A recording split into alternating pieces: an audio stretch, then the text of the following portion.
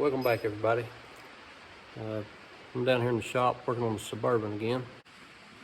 As you can see, I've got the motor, the engine set over in it. I didn't video any of that. I was kind of, as usual, I was rushing and fighting with this cherry picker that I need to put new wheels on, so it was giving me fits.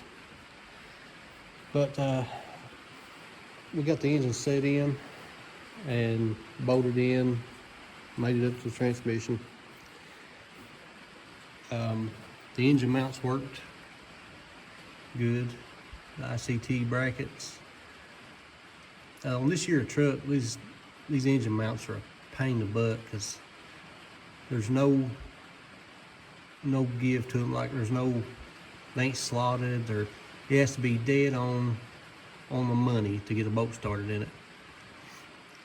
So I fought with that just a little bit, but it went together pretty good. I've got both the coils back on this side. The truck manifolds that I was going to use won't work. On this side,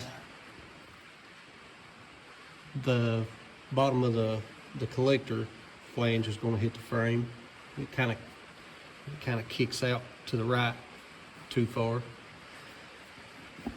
And on this side, I probably could have made the driver's side work, but on the passenger side, the front primary tube on the stock manifold hits this right here where the engine mount is. And then back there at the back, the collector hit also on the frame. So I gotta find a set of headers that'll work on it. Overlook the core support and all that. All that's got the radiator and everything's got to come back out so I can paint everything under the hood. And I'm just trying to pretty quickly get this thing running so I can move it around without having to push it, and that way when I want to work on it, I can drive it in, drive it out. But I'm going to use looks like the stock radiator is probably going to work,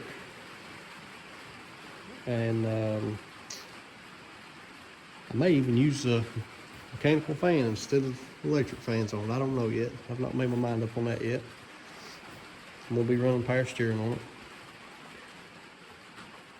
This old engine here, this is the one I built originally to go in the Fairmont. I just never did have time to build the Fairmont. So it was kind of in between engines on Dustin and Hunter's truck whenever they needed a quick engine to put in. If they was working on one of theirs, we'd throw it in one of their trucks. So this engine's made a bunch of passes, and it's lived. It's held up good.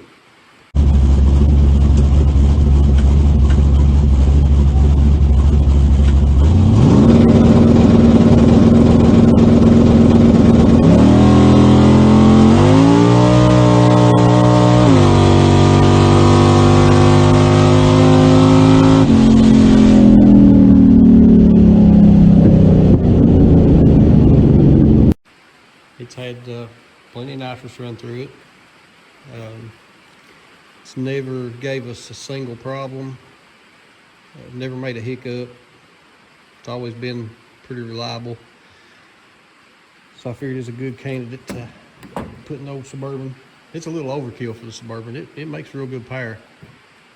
It's got a healthy cam in it. We've kind of build it for nitrous, gap the rings good for nitrous and stuff like that. It'll probably never see nitrous in this thing because it's going to be a driver, but I figured if it held up that long on these S10s, it's had a rough life in them. So I figured if it held up that good in it'll live forever in this Suburban, just driving it. Like I said, look over the ugliness right now. All this is going to be painted and cleaned up and everything. I gotta get some new pulleys. They're pretty rough feeling. But I'm gonna see if newer model Silverado radiator hoses will work on. I believe they will, because this radiator kind of Comes out the same as a newer Silverado radiator. Started to use that one, but it's a little bit too tall. I'm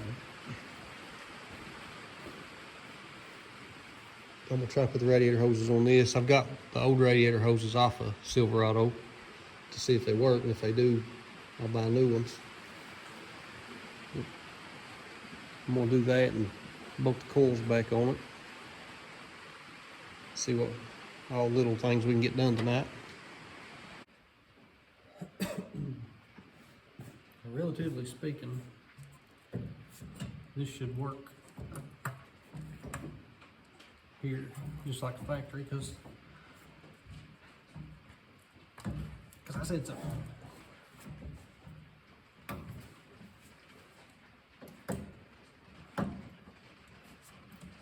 Okay, top hose will work. Bottom hose, I don't know.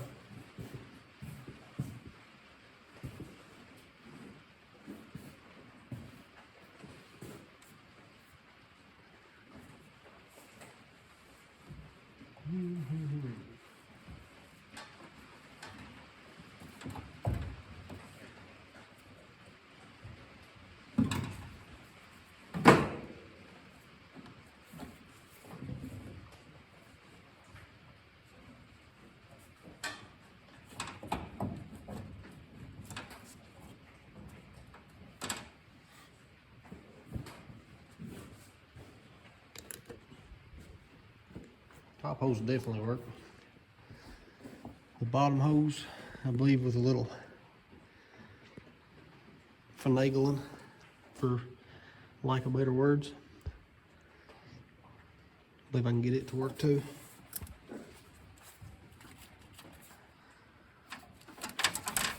Let me get this junk out of the way.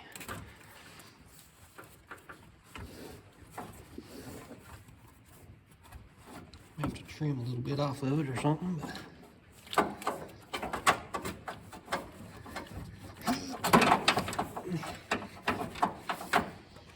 yeah, but I'll cut a little bit off of it. It's trying to kink right there. I believe the main trim's about an inch or so off of it. The bottom hose will work good too. Transmission lines, I believe, because I don't know whether I can trust this radiator yet or not, but I believe I'm going to get a aftermarket transmission cooler. Heat is a killer on automatic transmissions, so Hunter's got a pretty nice one on his S10 that it's got a built-in fan and everything. So I believe I might go with one of them for the transmission cooler and not use the one in the radiator. And there's the one out of Hunter's truck. Of course, the fan's just kind of laying there right now, but it's a pretty neat little setup. It should keep the transmission good and cool. I believe I ordered one like that. The bottom radiator hose did work. Right there, I took 2 cuts off of it. That's probably 2 inches worth, maybe. Rough guess. But in case anybody needs to know, factory Silverado hoses will work with the old Chevy radiator.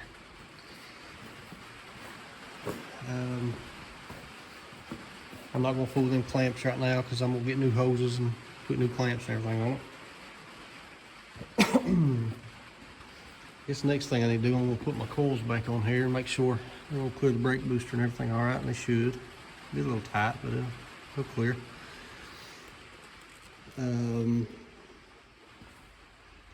Still got to get an alternator for it. The fan shroud. I need to put the fan shroud on to see what it's going to look like. Thought about trying to make a newer Silverado fan shroud work on there, but I don't know. That factory one may look good enough. If I'm going to run the Silverado fan, I have to make sure everything clears on that. Like I said, I ain't made my mind up yet if I'm going to go with the factory clutch fan off the motor or electric fans. It's to be determined, I guess, according to how it looks with the fan and the shroud and stuff. I got to figure out my power steering hoses, the line going into the box. I don't know if I'm going to have to change the line or find an adapter or what. Just some little things: plugs, wires, belt, hoses, some pulleys. I'm sure I'm forgetting plenty, but I'll put new heater hoses and everything on it. Yeah, I believe that factory shroud's gonna work just fine. The fan should clear good in there. Fan and everything's down in the old garage. I'll have to go get it, but like I said, guys, look over the dirtiness and the mess right now, because this is all gonna get took back apart and redone, cleaned, painted, everything. I'm just kind of mocking everything up now, see what's gonna work and what ain't. Reservoir, I'm gonna try to make this reservoir. We'll figure out a way to mount it over here too, and that way I can use the factory reservoir. I think that'll look good. Maybe, I don't know. Let me know what y'all think in the comments. But for now, I'm gonna go carbureted with this thing. But that's temporary, because all the carbureted stuff I have is going on a Camaro. We've got a 3rd gen Camaro that we're building a motor for, and it's in a super secret location right now, so y'all ain't seen it and might not even see it much, but I'll throw a picture in here of it. It's a solid old car.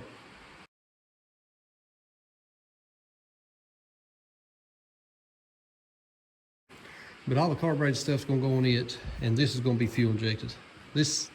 My plans for this thing here is to where I can jump in it, fire it up, and drive it anywhere I want to.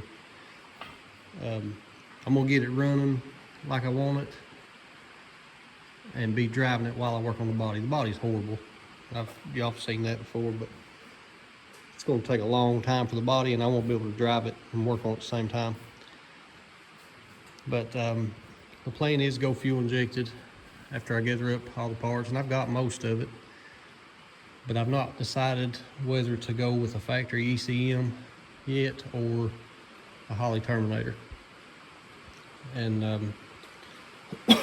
I guess I'd kind of like to go a Holley Terminator just for future plans, because you know I could tune it myself and wouldn't have to depend on somebody tuning it.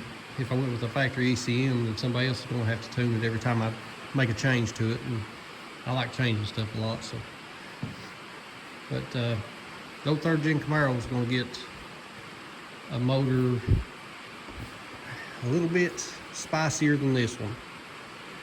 And this is pretty spicy, but Camaro's going to get one a little spicier, and I might get it over here to this shop one day and do some video on it. I'm not sure, but all the carbureted stuff will go off this. We've got to figure out a place to mount the MSD stuff on this temporarily. You know, I don't want to necessarily make no holes in the firewall for it or anything like that, but I'd like for it to look neat while I was using it. But it's going to be took right back out, so I'm not real concerned about it looking too flashy. I may mount up another dash inside or something, I ain't sure. We'll figure that out in a day or so, because that's probably next on the agenda. Now that we know all the cooling system's going to work, I need to figure out the power steering hose and figure out where to mount the MSD stuff. And I've got a carburetor for it. It used to be a dandy carburetor. It used to be on Dustin's 388 stroker he had in that S10. And man, it's a good carburetor. And just all of a sudden it started acting up, and we never could get the bugs worked out of it. And I'm not the greatest for the carburetor. I ain't very good at all, to be honest with you, but I know people, so I'm gonna get it lined out, let them go through it and figure out what's wrong with it, and may even get it on the vehicle and running. The only problem I had was a hesitation. You know, it would run, it just had a pretty good aggravating hesitation. So I think we can get that lined out pretty easy. And I guess I'm gonna end this video off here. There ain't much more I'm gonna do tonight, because I gotta get some parts. I gotta get new plugs and plug wires and all that good stuff. But I'm gonna end this off here tonight, and y'all be sure and subscribe so you can keep up with it. Hopefully it'll get pretty interesting. And when you hear this thing run, it's gonna sound a lot better than it looks. But be sure and like, comment, and subscribe. Thanks for watching.